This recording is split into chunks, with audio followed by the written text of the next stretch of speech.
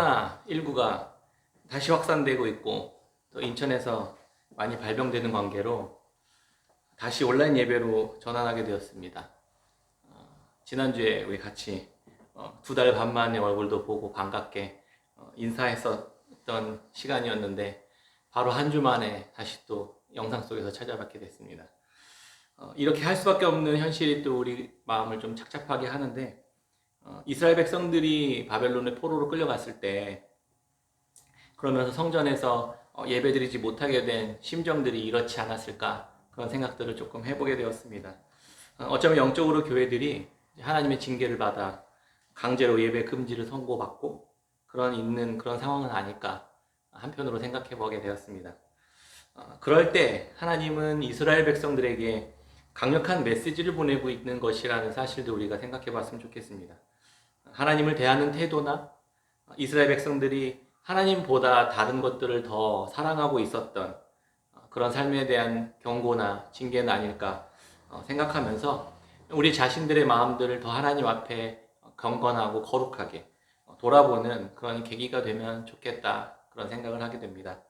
더 나아가서 하나님께서 꼭 회복하고 싶어 하시는 꼭 회복하기를 원하시는 그런 마음들은 무엇일지 깨닫는 그런 시간들 되길 바라겠습니다. 우리의 삶에서 가장 중요하고 가장 핵심적인 일은 관계를 맺는 일일 것입니다. 모든 행복한 일, 즐거운 일, 기쁜 일, 슬픈 일, 속상한 일, 뭐 할 것 없이 그 모든 것들이 관계에서 나온다고 말해도 과언은 아닐 것입니다. 복음은 우리에게 누구와 어떻게 관계를 맺을 것인가, 또 그리고 그 관계 속에서 어떤 결과가 나오고 그것이 우리들에게 어떤 영향을 주는지 알려줍니다. 오늘 본문 말씀은 요한복음에서 가장 유명한 비유의 말씀으로 알고 계실 것입니다. 저에게도 요한복음 15장이 매우 의미가 깊습니다. 어떻게 하나님과 친밀한 관계를 맺을 수 있는지에 대해 배웠던 본문이기 때문입니다. 동시에 저희 막내딸 하나의 이름이 이 15장에서 나왔습니다. 마침 2012년도에 아이가 태어났는데 그때 마침 제가 요한복음 15장을 묵상하고 있었습니다. 예상하시겠지만 하나의 이름이 어떤 뜻이 담겼을까요? 예수 그리스도와 하나 되는 삶이 그렇게 살아가는 그런 삶이 가장 의미 있고 가치 있다라는 생각을 하게 되었습니다. 세상에서 얻을 수 있는 가장 큰 기쁨, 가장 큰 축복, 가장 가치 있는 삶은 예수 그리스도와 하나 되어 있는 삶이기 때문입니다. 포도나무 가지로서 포도나무와 하나 되어 있는 삶, 그것이 우리에게 예수 그리스도께서 주시기 위한 원하시는 가장 좋은 가치 아닐까 생각하게 되었습니다. 그래서 막내딸 이름이 하나가 되었습니다. 지금도 여전히 막내딸에게 잠자리에 들면서 가끔씩 아빠가 너의 이름을 어떻게 지었는지 설명해주고 그렇게 축복해주고 인사하는 시간들이 종종 있습니다. 아이가 참 좋아합니다. 오늘 본문 말씀은 그래서 포도나무와 가지의 비유, 그 생각을 했었던 그 비유에 대한 본문을 만나게 되었습니다. 지금까지 예수님은 이스라엘 백성들에게 찾아오셔서 자기 자신의 양 무리들을 불러서 꺼내셨습니다. 이 이야기를 같이 지금까지 나누었습니다. 그리고 제자들에게 이제 그들은 어떻게 살아야만 하는지 하나하나 가르치고 계셨습니다. 지난주 말씀에서 그 핵심적이고 요약적인 압축적으로 한 문장으로 말씀하셨던 본문을 함께 나누었습니다. 이제 예수님은 십자가에 돌아가시고 부활하시면서 그들과 이제는 더 이상 함께 계시지 않을 것을 말씀하고 계셨습니다. 이제는 진리의 성령께서 오셔서 예수님 없이도 예수님의 가르침대로 살아가는, 순종하며 살아가는 것들을 말씀하고 계셨습니다. 그 내용은 이렇습니다. 요한복음 13장 34절 35절에 새 계명을 너희에게 주노니 서로 사랑하라. 내가 너희를 사랑한 것 같이 너희도 서로 사랑하라. 너희가 서로 사랑하면 이로써 모든 사람이 너희가 내 제자인 줄 알리라. 예수님은 자신이 보여주신 그 사랑으로 예수님과 함께 하나님과 함께 어떻게 율법적인 제사나 종교적인 생활을 경건하게 해라 이렇게 가르치지 않으셨습니다. 제자들은 지금의 교회입니다.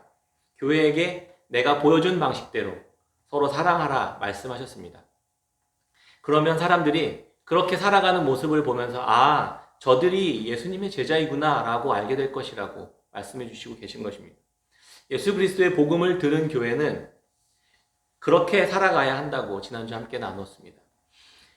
요한은 예수님께서 어떻게 하면 이 서로 사랑이 가능해지는가에 대한 이야기를 예수님께서 비유로 표현하신 이 포도나무와 가지의 비유를 통해 더 구체적이고 더 깊이 있게 보충 설명해 주고 있습니다. 이 비유에 담긴 내용을 통해서 예수 그리스도의 제자 공동체로서 어떻게 더 서로 사랑하는 것이 가능하고 그 내용은 무엇인가에 대해서 오늘 함께 살펴보려고 합니다. 먼저 포도나무와 농부의 비유가 등장합니다. 오늘 본문 말씀 요한복음 15장 1절입니다. 나는 참 포도나무요 내 아버지는 농부라. 무릇 내게 붙어있어 열매를 맺지 아니하는 가지는 아버지께서 그것을 제거해 버리시고 무릇 열매를 맺는 가지는 더 열매를 맺게 하려 하여 그것을 깨끗하게 하시느니라. 예수님께서 자신을 참 포도나무라고 언급하십니다. 아버지는 농부라고 비유합니다. 그리고 우리들, 제자들은 가지다라고 이야기합니다. 첫 번째 이야기에서 전체적인 윤곽이 드러납니다. 예수님은 참 포도나무이시고 우리는 가지입니다. 너무나 당연한 것이지만 가지는 포도나무에 붙어 있어야 합니다. 나무에 붙어 있는 가지는 열매를 맺습니다. 그런데 예수님은 지금 이 비유에서 가지에는 붙어 있지만 두 가지 종류의 가지가 있다라고 말씀하십니다. 하나는 붙어 있지만 열매를 맺지 못하는 가지와 붙어 있으면서 열매를 맺는 가지라고 이야기하는 것입니다. 신약의 저자들은 예수님의 말씀, 이 신약의 말씀을 기록할 때 그냥 생뚱맞게 어떤 자기의 이야기를 이야기하지 않습니다. 그걸 다 그 이미지를 이 구약의 말씀에 있는 상황과 문맥을 끌고 와서 신약에서 언급합니다. 여기서 참 포도나무라는 예수님의 자신의 정체성은 농부이신 하나님께서 가꾸시고 심어 놓으신 이스라엘을 의미합니다. 구약에서 포도나무의 비유는 이스라엘로 자주 등장합니다. 구약의 예언자인 이 예레미야가 예레미야 2장 21절에 이 이야기를 같이 하고 있는 것을 알게 됩니다. 예레미야 2장 21절에 보면 내가 너를 순전한 참 종자 곧 귀한 포도나무로 심었거늘 내게 대하여 이방 포도나무의 악한 가지가 됨은 어찌 됨이냐. 하나님께서 농부 되신 하나님께서는 이스라엘 백성들을 순전한 참 종자 포도나무라고 말씀하고 계시는 것입니다. 하나님은 이스라엘을 애굽에서 구원해 내셔서 가나안 땅에 순전한 참 포도나무 종자로 심으셨다라고 지금 이야기하고 계셨던 것입니다. 그런데 그 포도나무가 이방 포도나무의 악한 가지가 되는 모습을 보면서 하나님께서 깜짝 놀라신 것입니다. 좋은 종자를 심었는데 악한 가지가 나온 것입니다. 이사야 선지자는 비슷한 노래로 이스라엘에게 이렇게 이야기했습니다. 이사야 5장 1절에 보면 나는 내가 사랑하는 자를 위하여 노래하되 내가 사랑하는 자의 포도원을 노래하리라. 내가 사랑하는 자에게 포도원이 있으며 심이 기름진 사내로다. 땅을 파서 돌을 제하고 극산품 포도나무를 심었도다. 그 중에 망대를 세웠고 또 그 안에 술틀을 팠도다. 좋은 포도 맺기를 바랐더니 들포도를 맺었도다. 농부 대신 하나님께서 애쓰고 수고하고 땀 흘려 가꾸어 극상품 포도나무를 심었는데 그 종자를 심었는데 거기서 악한 가지가 나오고 들포도를 맺는 것들을 이야기하고 있었던 것입니다. 이거 무슨 이야기일까요? 이스라엘 백성들의 삶의 안에 하나님께서 가장 좋은 것들을 공급해 주셨음에도 불구하고 가장 나쁜 열매를 맺고 있다는 이야기를 하고 있는 것입니다. 하나님을 오히려 모르는 사람들보다 더 안 좋은, 더 나쁜 민족이 되어가고 있는 이스라엘 백성들을 향해 지금 이 비유를 통해 말씀하고 있는 모습을 볼 수 있습니다. 이들 스스로는 하나님께 붙어 있다고 생각합니다. 그렇게 믿고 있습니다. 이들은 하나님의 율법을 가지고 제사도 지내고 율법도 지내고 하나님 스스로 안다고 믿는 자들이었습니다. 그런데 그들의 열매는 아무것도 없다라고 예수님은 지금 말하고 계시는 것입니다. 바리새인들, 사두개인들, 대제사장들, 서기관들 할 것 없이 그 이스라엘 민족에게서 그들을 통해 나오는 열매는 겉으로는 거룩하고 경건한 모습을 가지고 있지만 그리고 그리스도인처럼 사는 것처럼 지금의 말로는 그렇게 사는 것처럼 보이지만 하나님 보시기에 받으실 만한 열매는 아무것도 없다라고 지금 말하고 있는 것입니다. 그런 가지는 제거해 버린다. 라고 예수님께서 아주 무시무시한 경고를 하고 계시는 것입니다. 과연 우리들의 열매는 어떤 열매를 맺어가고 있습니까? 우리들 교회로서 우리들이 열매를 맺고 있는 그 아버지께 제거당할 그러한 상태의 가지나 들포도 열매를 맺고 있는 건 아닐까? 우리가 한번 말씀 앞에 진지하게 한번 살펴봐야 될 것입니다. 좀 전에 읽었던 예레미야 말씀 앞에 이 악한 가지가 된 이스라엘 백성에 대해서 예레미야 2장 23절에서는 이렇게 이야기합니다. 내 백성이 두 가지 악을 행하였나니 곧 그들이 생수의 근원되는 나를 버린 것과 스스로 웅덩이를 판 것인데 그것은 그 물을 가두지 못할 터진 웅덩이들이니라. 두 가지 악을 행한 것이다. 악한 가지가 된 것은 그것이 뭐냐면 생수의 근원 대신 하나님을 스스로 버리고 떠난 것과 스스로 생수를 만들어 보겠다고 웅덩이를 판 그 행동을 했던 것. 그것들이 지금 악한 열매, 들포도를 맺고 있는 이스라엘 백성들이 하고 있었던 행동이라는 것입니다. 하나님을 알고 율법을 가지고 있음에도 하나님을 떠나 살아갈 수 있는 삶이 가능하다는 것입니다.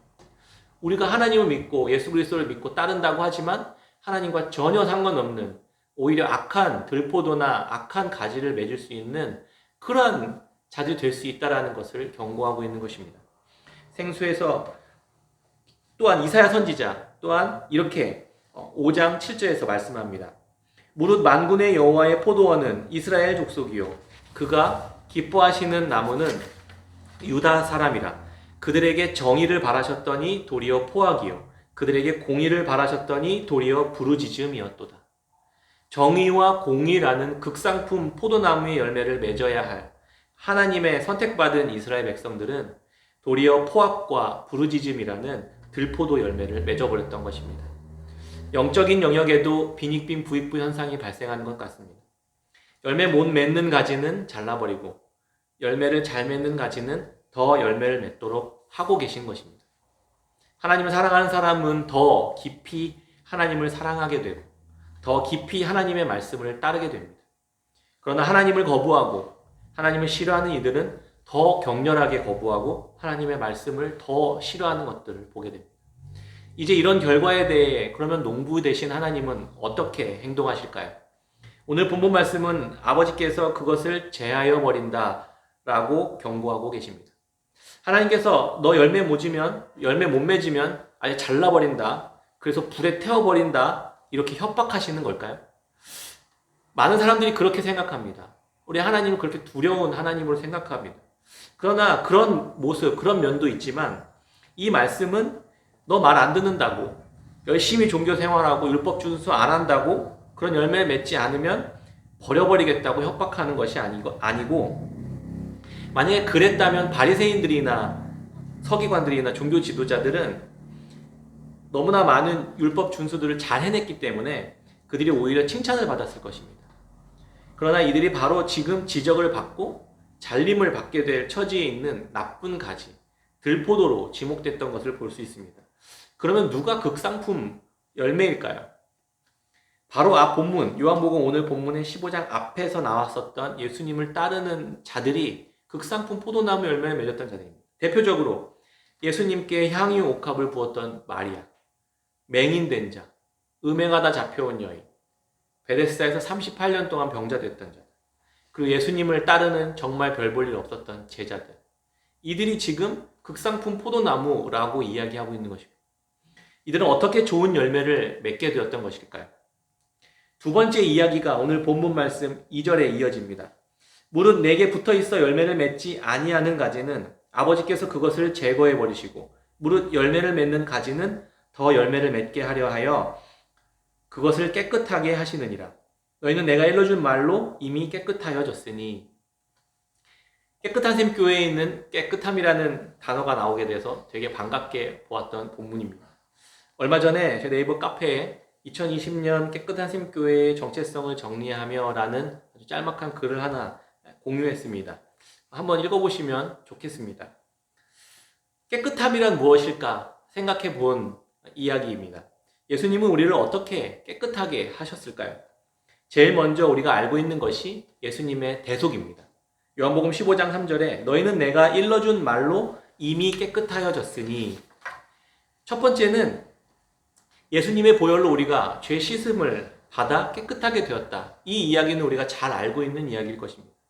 예수 그리스도의 십자가의 죄의 용서와 우리를 구속하신 하나님의 깨끗하게 하심이 복음을 믿음으로 우리는 믿고 우리가 깨끗하게 되고 정결하게 되었다라는 사실을 우리는 너무 잘 알고 있습니다.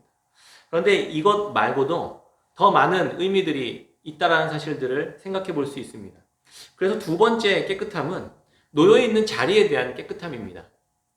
포도나무 가지는 포도나무에 붙어 있어야만 깨끗해진다는 것입니다.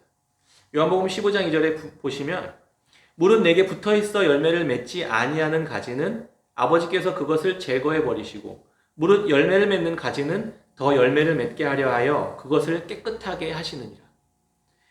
깨끗함은 그 대상이 놓여져 있는 자리에 의해 깨끗한지 더러운지를 알 수 있습니다. 이 본문 말씀을 아주 곰곰이 살펴보시면 아주 특이한 메시지가 담겨 있음을 알 수 있습니다. 예를 들어 이런 것입니다. 맛있는 밥이 잘 차려진 식탁 위에 신발이 놓여져 있습니다. 떡하니 신발이 같이 함께 놓여져 있습니다. 우리는 그 모습을 보면 무슨 생각을 하냐면 더럽다 이렇게 생각합니다. 맛있게 지어진 흰 쌀밥 밥통을 딱 여는 순간 이렇게 머리카락이 한 움큼 흰 쌀밥과 함께 아름답게 놓여져 있으면 우리는 그것을 보고 무슨 생각이 드냐면 더럽다 생각이 듭니다. 왜 그럴까요? 그럼 머리카락을 깨끗이 빠놔서 넣어놓으면 더럽다는 생각을 안 할까요? 그렇지 않습니다. 왜 그러냐면 놓여져 있어야 할 자리에 놓여져 있어야만 할 것들이 제자리에 있지 않은 것 때문입니다. 신발과 머리카락은 그것과 함께 나머지 좋은 것들을 다 더럽게 만들어버립니다. 신발은 신발장에 있을 때, 머리카락은 머리에 붙어 있을 때 깨끗하고 정결한 것입니다.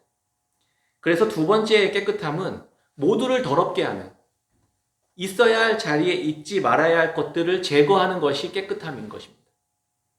열매를 맺지 못하는 가지가 열매를 맺는 가지와 함께 있으면 그 나머지 것들을 함께 더럽히는 것입니다. 그래서 아버지께서는 열매를 맺지 못하는 가지를 제거하는 것으로 우리를 깨끗하게 한다라고 말하고 있는 것입니다.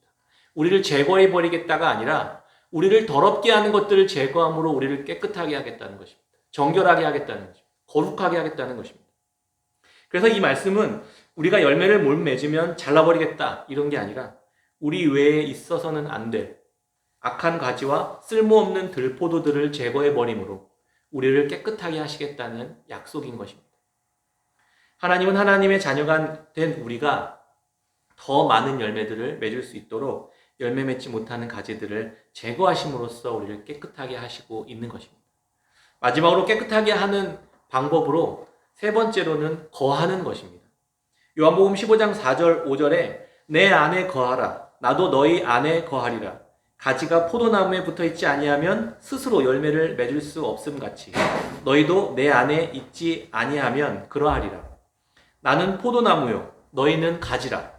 내가 그 안에 그가 내 안에 내가 그 안에 거하면 사람이 열매를 많이 맺나니 나를 떠나서는 너희가 아무것도 할 수 없음이라.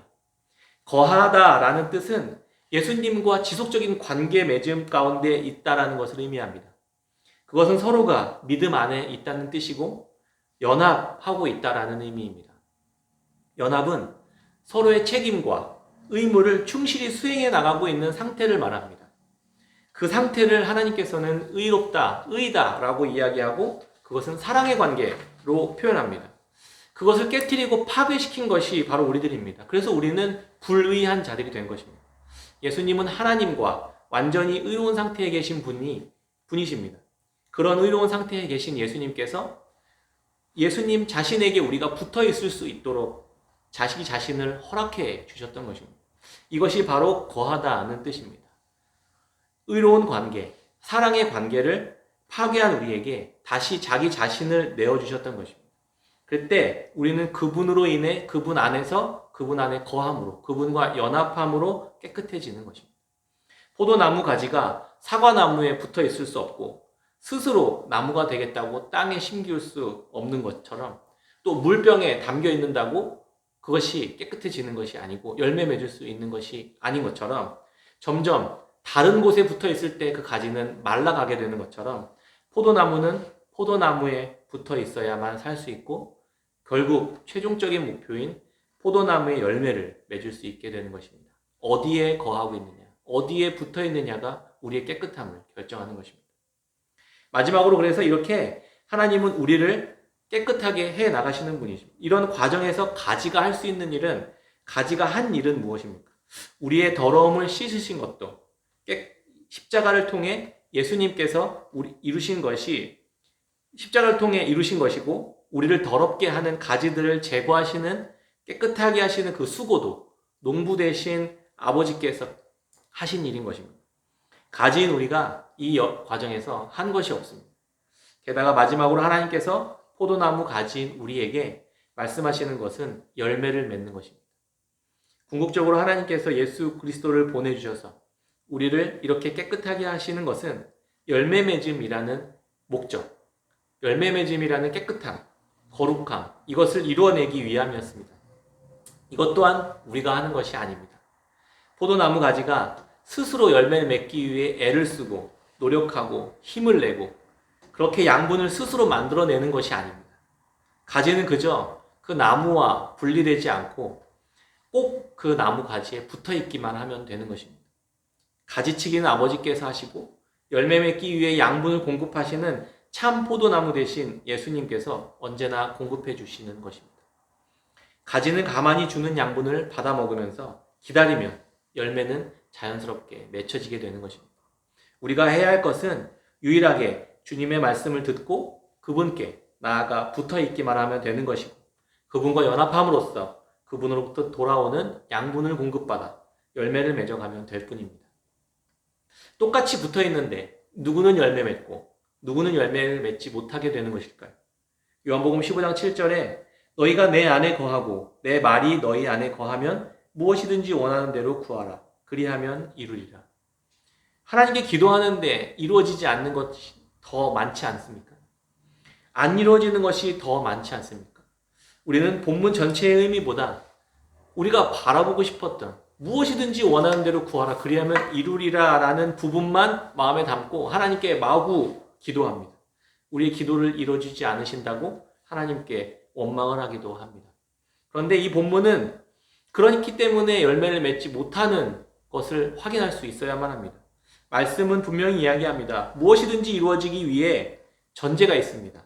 너희가 내 안에 거하고 내 말이 너희 안에 거하면, 이것이 전제가 될 때 다 이루어진다는 것입니다. 예수님의 비유의 내용이 뒤로 갈수록 뒤에 본문에서 살짝 바뀐 것이 눈치채셨습니까? 요한복음 15장 5절에 나는 포도나무요 너희는 가지라. 그가 내 안에 내가 그 안에 거하면, 이렇게 되어 있습니다. 5절에서는 그가 내 안에 내가 그 안에 였었는데 7절에서는 너희가 내 안에 내 말이 너희 안에로 바뀌었습니다. 예수님이 곧 예수님의 말씀으로 바뀐 것입니다. 예수님이 이제 곧 제자들을 떠나시고 예수님의 말씀을 증거하실 진리의 성령을 보내주시겠다 약속하셨습니다. 그래서 그 성령께서 우리 안에 이미 거하심으로 예수님의 사역을 이어나가도록 하시겠다라고 말씀하셨습니다. 예수님 안에 거한다는 말은 곧 예수님의 말씀 안에 거하는 것이고 진리의 성령에 따라 순종하며 살아가는 것이라는 뜻입니다. 그것이 곧 하나님 안에 거하는 것이라는 의미를 말하고 있는 것입니다. 삼위일체 하나님이 우리 안에 거하시는 이제 놀라운 일들을 보게 되는 것을 설명하고 계시는 것입니다. 포도나무 가지가 참 포도나무에 붙어서 그러면 어떤 기도를 하게 될까요? 하나님과 연합되어 그분의 말씀을 양분으로 공급받은 가지가 하나님 이렇게 하나님 탐스러운 사과 열매 맺게 해주세요. 포도도 열게 해주시고 감나무, 배나무에서 열리는 감, 배 이런 것도 다 열리게 해주세요. 금덩어리도 좀 열리게 해주시고 다이아몬드도 열리게 해주세요. 주렁주렁 이렇게 풍성하게 열리게 해주세요. 이렇게 기도하지 않을 것입니다. 포도나무에 붙어있는 포도나무 가지는 포도나무 열매를 탐스럽게 잘 맺을 수 있도록 해주세요라는 그것을 위한 기도를 하게 될 것입니다. 이게 우리들의 모습은 아닐까 생각해 봅니다. 다른 열매, 보기 좋은 것들, 값져 보이는 것들 주렁주렁 열게 해주세요. 이렇게 기도하는 그 모습이 바로 하나님께서 그 악한 가지가 생겼다. 예레미야에서 말하는. 또 이사야에서 말하는 들포도 열매를 맺었다라고 이야기하는 것입니다. 아무짝에도 쓸모없는 악한 가지와 들포도를 맺고 있는 것은 아닌지, 그것을 기도하고 있는 것은 아닌지, 오늘 말씀 앞에서 우리가 한번 우리의 삶을, 우리의 기도를 돌아보아야 할 것입니다. 말씀을 맺도록 하겠습니다. 코로나19로 다시 예배를 못 드리게 되었습니다. 이런 신앙생활의 모습이 이제는 우리의 일상이 되는 뉴멀 시대가 된 것은 아닌지 생각해 보게 됩니다. 모여서 그러나 예배를 드리던, 흩어져서 예배를 드리던, 지금까지 우리가 함께 신앙생활을 해왔었던 그 신앙생활의 모양과 형태가 어떠한 그것과는 상관없이 그리스도께 붙어 있는지, 그분의 말씀 안에 거하고 있는지, 그분과 연합되어 있는지, 그래서 제대로 된 열매를 맺고 있는지, 이것들을 더 중요하게 여기는 저와 여러분들이 되었으면 좋겠습니다. 무엇보다 앞서 살펴본 우리를 깨끗하게 하는 것은 열매를 맺는 것들 모두가, 우리 모두가 할 수 있는 것이 아니라는 사실들을 마음속 깊이 생각해 보았으면 좋겠습니다. 우리가 할 수 있는 것은 그저 우리를 십자가로 죄 용서하신 은혜의 복음을 받아서 깨끗게 하시는 은혜를 먼저 받는 것입니다.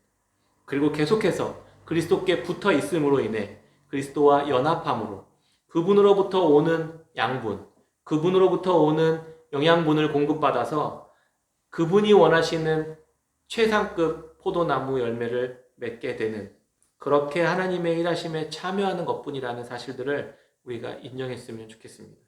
그저 가지된 우리들을 내어드리고 열매를 잘 맺기 위해 기도하며 그거에 따른 간구하는 것으로 우리가 계속 생활해 가고 하나님 앞에 예배하고 하나님 앞에 거하며 살아가는 저와 여러분들이 되었으면 좋겠습니다. 그렇게 되었을 때 우리는 하나님께 영광이 되는 자, 하나님의 말씀, 예수 그리스도의 서로 사랑하라는 계명을 지켜 제자 되는, 그것을 증거하는 그러한 복된 가지로 하나님께서는 삼게 되실 것입니다. 이 모든 것에 우리가 기여할 수 있는 것은 아무것도 없습니다. 시작도, 그 과정도, 열매를 맺게 하시는 것도 다 아버지 하나님께 달려 있습니다. 그 모든 것들을 선하고 신실하게 하나님께서 친히 인도해 가실 것입니다. 그렇게 오직 주의 복음을 받아들이고 우리를 주님께 내어드려서 그분께 붙어있고 거하고 열매 맺는 겸손한 선한 가지로 하나님의 복을 함께 받고 그 기쁨을 누리는 깨끗한 샘교회 성도님들 모두가 다 되시기를 주의 이름으로 축원합니다.